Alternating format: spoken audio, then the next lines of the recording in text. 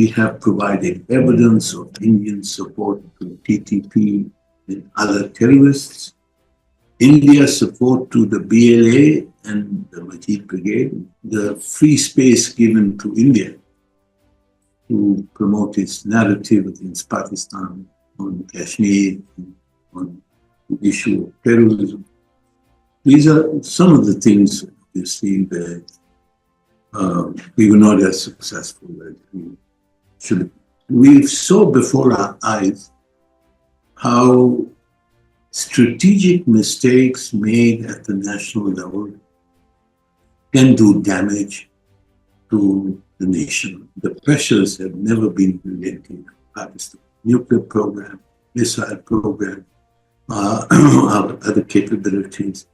So it has been a constant battle to ensure that our deterrence capabilities do not erode. Now, Mr. Trump has proposed one kind of solution, which obviously was required the displacement of the Palestinians from Gaza, which is not acceptable. And the worst, of course, was the debacle in East Pakistan and the loss of half a country.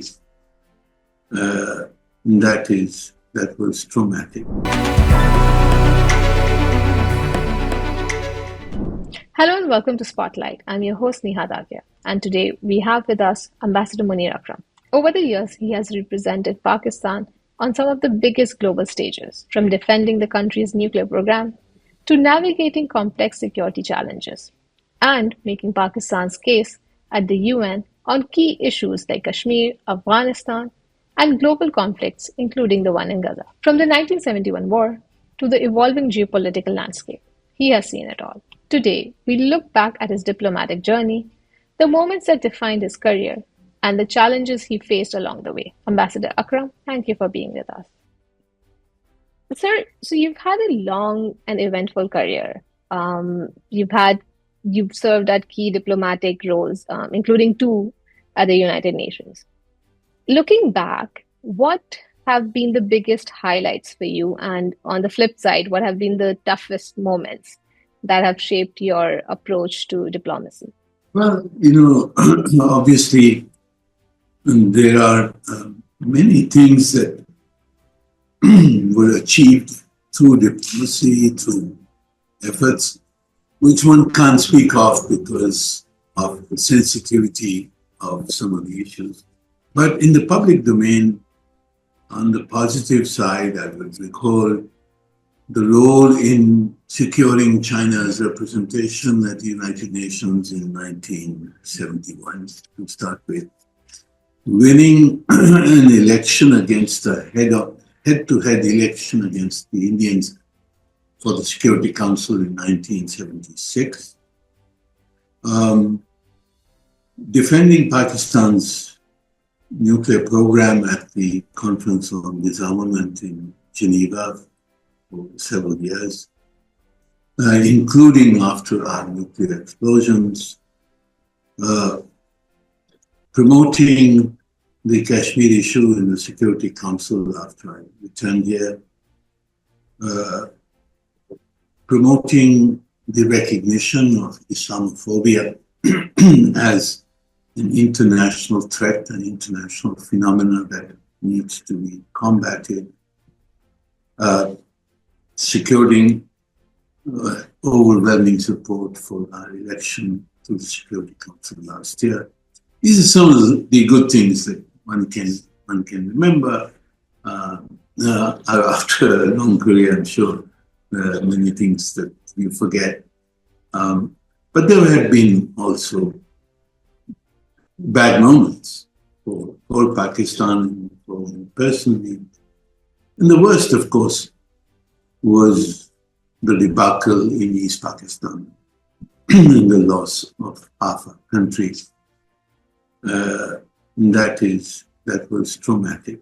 And I think that is the most bitter memory to recall in this career. There were other difficulties that we faced, discriminatory approaches to our nuclear program by Western countries, were some of them the the uh, the free space given to India to promote its narrative against Pakistan on Kashmir, on the issue of terrorism. These are some of the things, obviously, that we were not as successful as we should have. Sir, you mentioned the nuclear program. What was that experience like?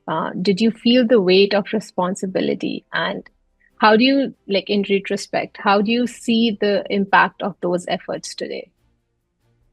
Well, perhaps what is being underreported in the context of our nuclear program is the key role which Pakistani diplomats have played in preserving our nuclear option, preserving it by deciding not to accede to the NPT, preserving it by securing a grandfathered nuclear cooperation agreement with China, under which we have received all of the reactors, despite China's accession to the NPT.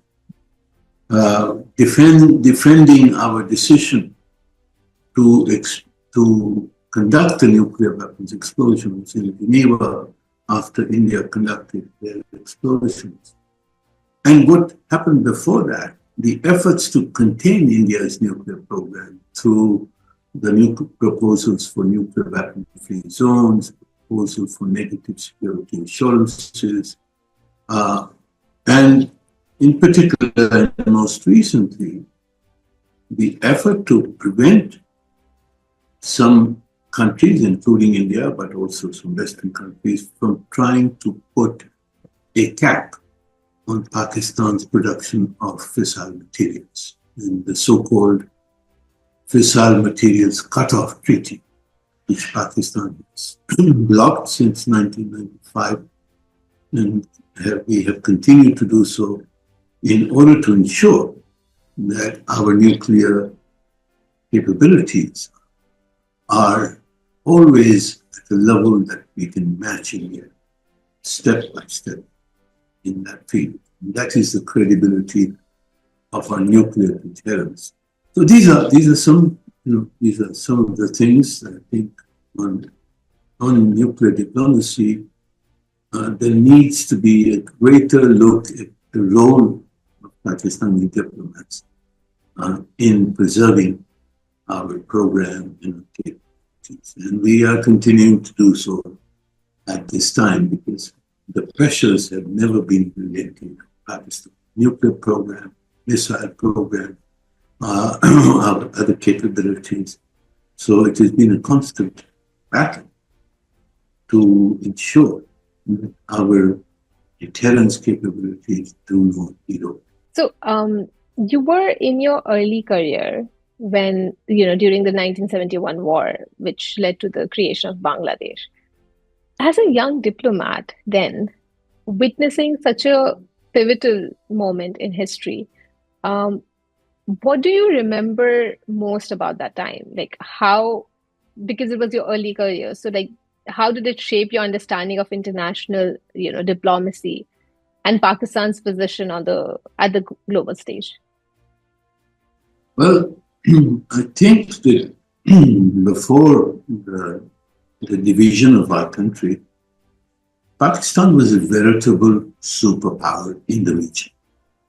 We were more than a match with the Indians and were considered as a match with the Indians.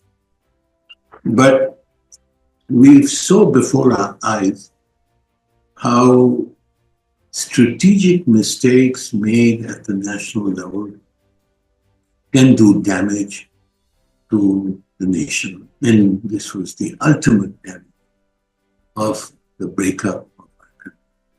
Actually, we go back to 2021 when the Taliban took over Afghanistan. And at that time, Pakistan was hoping that that takeover would result in a better relations, with Afghanistan, with the neighbors. But Unfortunately, it set off a chain of events that have directly impacted Pakistan, especially with the rise of TTP and the rise of, militant attacks. Just yesterday, it's still going on. The recent attacks in Balochistan, in KPN, across Pakistan.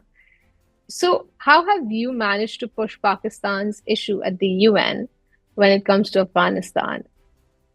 Where we have a Taliban government whose ideology is an extremist ideology and is an ideology that is incompatible with the vision for Pakistan that was outlined by the Dagia.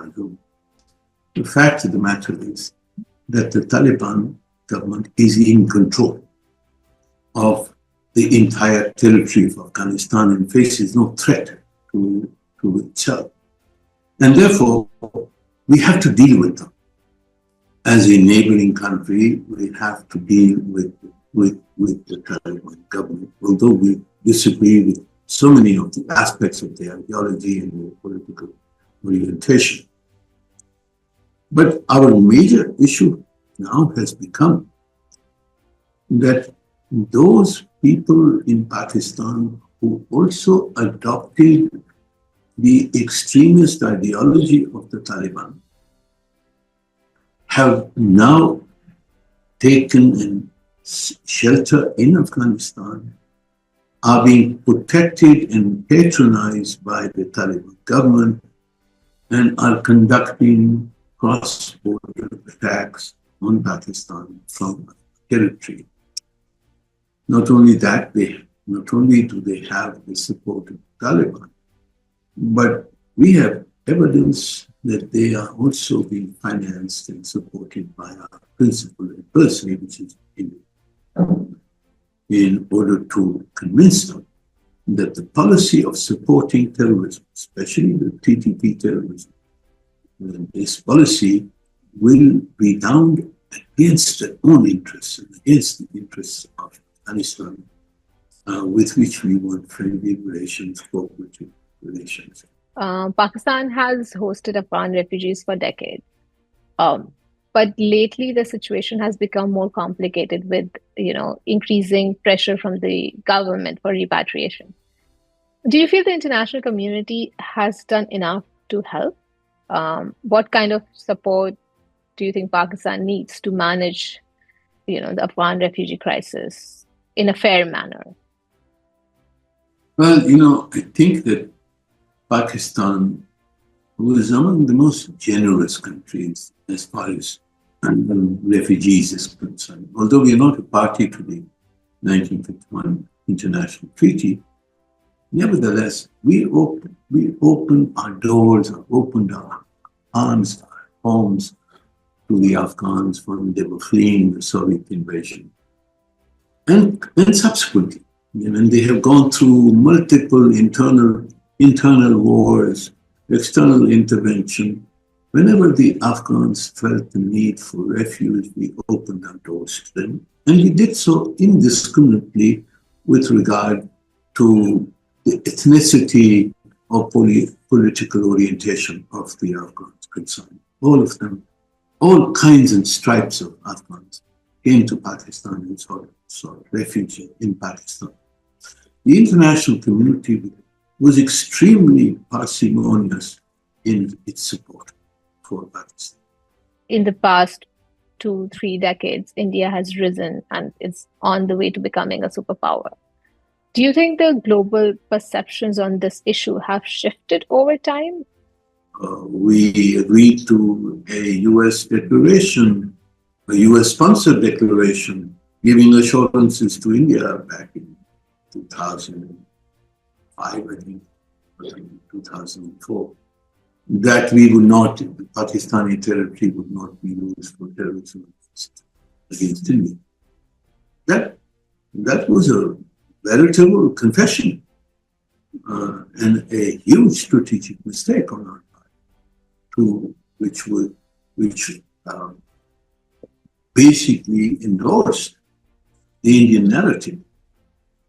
And from there, of course, the Indians picked up speed and sought to enlist in the Security Council's terrorism list various organizations involved in the Kashmiri freedom struggle. And this brought pressure on Pakistan, all kinds of pressures. Our effort over the last 5 years since I've been here has been to fight this now. And we have fought this quite successfully. We have portrayed, we have made a distinction between self-determination and terrorism. In several resolutions of the UN General Assembly, the right of self-determination has been recognized unanimously. We have put in dossiers of evidence of Indian suppression in Kashmir. We have provided evidence of Indian support to TTP and other terrorists. India's support to the BLA and the Majid Brigade, particularly the BLA insurgents, is well known and well established with known sponsorship of revolution insurgents by the Indian government for decades. They have been at this game, and they have activated the Baluchi insurgents in order to block the Pakistan-China economic corridor. Perhaps only one or two people who have been council president twice. I've chaired the group of 77 in developing countries twice, but thrice because also I had the chair in Geneva. So, and we have defended the positions of the group 77 in developing countries very active.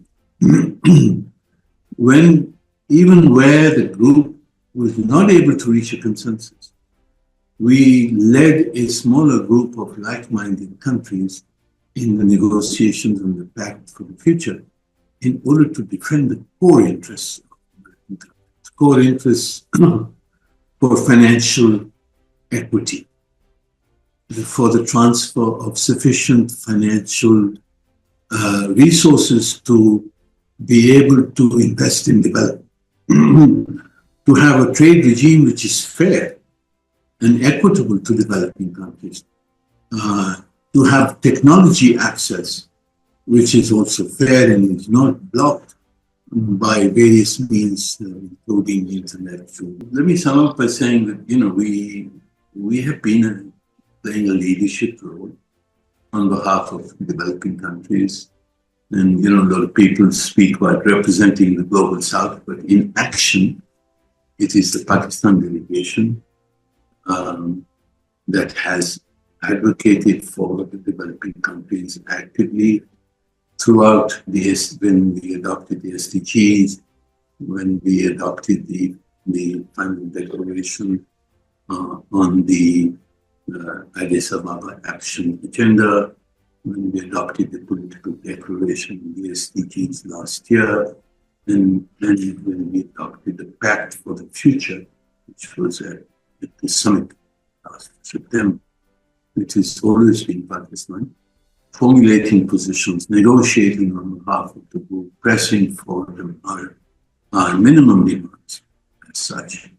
And these, as I said, the areas which are of greatest interest to developing countries is a fair financial system, reform of the IFIs, access to sufficient and adequate resources for our development, a trade regime which enables developing countries to go through enlarged exports to developing countries, and special treatment vis-a-vis the differentiated system, differentiated status of developing countries, access to technology, which is key and which has been denied to developing countries very often on spurious grounds.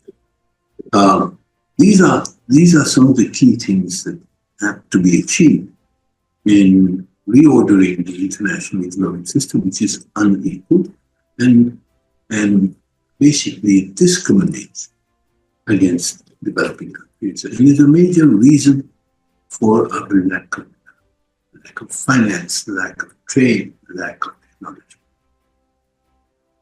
So you've been at the forefront of addressing India's actions in the region, especially when it comes to Kashmir. Um, in your diplomatic career, how do you see Pakistan's efforts to challenge Indian narratives at the global stage? Have you seen the perception or the international opinions change? In response to your question, let me quote to you from a foreign minister of India, Mr. Natwar Singh, I think Minister of State for Foreign Affairs, who reportedly told our foreign minister, then Mr. Kasuri, that if it were not for the Pakistani Foreign Service, the Kashmir issue would have been dead by now. This coming from the Indians themselves. It has been a struggle in Pakistan as the strength of India has grown and its economy has grown, and we have been engulfed by so many other problems, that we have kept alive the Kashmir issue at the international level. Resolutions, Security Council on Kashmir align with and are identical to Pakistan's position, which is that the dispute over Jammu and Kashmir should be resolved through a UN-supervised plebiscite, allowing the Kashmiri people to determine. Those resolutions, adopted since 1947, a series of those resolutions, have not been changed. They remain the basis for the resolution of the dispute. In international law, they are the basis, and that safeguards our position. Similarly, at the international level, no less than the Secretary General of the United Nations, speaking after the 5th of August unilateral measures taken by India, the Secretary General has stated that the resolution of the Kashmir dispute will be decided in accordance with the UN Charter and the UN Security Council resolutions. Again, aligning completely with Pakistan's position. So, action to enforce those decisions requires a Chapter 7 resolution of the Security Council by which the international community would decide to impose the provisions of the Security Council resolutions on India and Pakistan. That enforcement resolution is difficult to achieve because of the putative blockage of such a resolution by certain permanent members of the Security Council. And you can guess who they are. Therefore, the only other recourse is unilateral action by Pakistan to enforce these resolutions, which, if we take it, it would be legitimate, but it would lead to war. And obviously, for the sake of Pakistan's development, a war is not an advisable course of action for us to take. Therefore, to keep the Kashmir issue alive, we have to keep the Kashmir issue alive until a situation where we are able to either convince India to implement the resolutions, or we are able to convince all the major powers that an implementation of the resolutions is essential to resolve this key dispute between India and Pakistan. The only other option is for us to reach some form of a compromise with India, which would have to be acceptable to the Kashmiri people. We have tried many solutions, we have tried many proposals. Many have been rejected by India. Some have been acceptable to us because they go against the wishes of the Kashmiri people. And therefore, this situation, the dispute, continues to hang fire. We have to find some way of living with the dispute until it is resolved, living with India until it is resolved, because we are neighbors, and a constant battle against each other is detrimental to the development of our peoples. So we have to find some form of solutions to be able to have a modus vivendi on this issue, and that is the situation we are in. Ambassador, you have been one of the most vocal voices when it comes to asking for Israel to be held accountable for its actions in Gaza, particularly among the Muslim states. Given how the crisis has unfolded, do you think the UN has played an effective role? And what, in your experience, have been the biggest challenges to bring the international community together to act rather than just talk? Well, I think the international community has taken several actions. They have taken those actions mostly in the General Assembly. The General Assembly has passed two very important resolutions. First resolution, which was adopted last October, soon after the crisis began. I think 27th of October was the first resolution adopted by over 120 countries in support.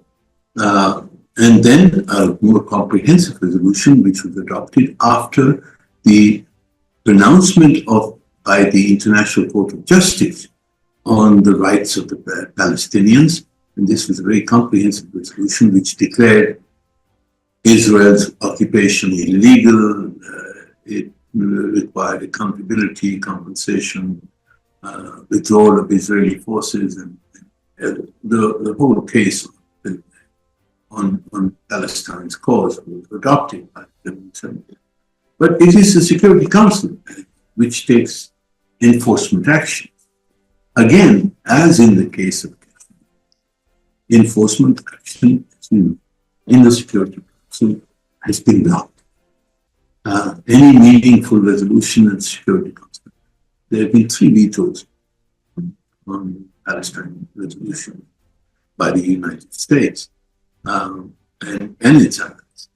And therefore, the actual enforcement of the decisions will have to come through some form of a political solution. That now Mr. Trump has proposed one kind of solution, which obviously was required the displacement of the Palestinians from Gaza, which is not acceptable. And the Arab Summit and the OIC foreign ministers have now endorsed the Arab plan for reconstruction in Gaza and for a 2-state solution. This proposal has been endorsed by the European community, which is an important development as such. And therefore, I believe that we should pursue the implementation of this plan, and hopefully we would be able to convince the United States, and through the United States, the Israelis, to accept a plan for a 2-state solution. It's been a pleasure speaking with you, and we wish you all the best for the future. Thank you so much. Pleasure talking to you.